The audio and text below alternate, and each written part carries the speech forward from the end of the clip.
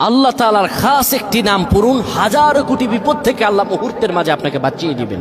আল্লাহর কসম করে বলছি, আল্লাহ তাআলার এই একটি খাস নাম যদি আপনি পড়তে পারেন, হাজার কোটি বিপদ থেকে আল্লাহ রাব্বুল আলামিন আপনাকে মুহূর্তের মাঝে বাঁচিয়ে দিবেন।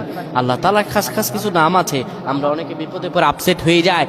পৃথিবীর কেউ আপনাকে বিপদ থেকে মুক্ত করতে পারবেন না, একজনই পারবেন, তিনি হলেন আল্লাহ। আল্লাহ রাব্বুল আলামিন কেবল আপনাকে বিপদ থেকে মুক্ত করতে পারবেন।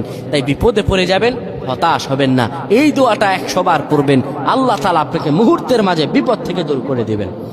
আল্লাহ রাব্বুল আলামিন কোরআন আল কারীমে বলেছেন, ওয়ালিল্লাহিল আসমাউল হুসনা ফাদউহু বিহা।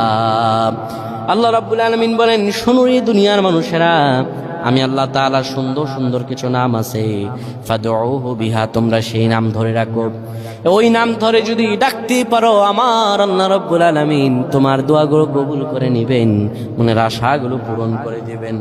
এই দোয়াটি আপনি পড়বেন, লা ইলাহা ইল্লাল্লাহুল মালিকুল হাক্কুল মুবিন, লা ইলাহা ইল্লাল্লাহুল মালিকুল হাক্কুল মুবিন।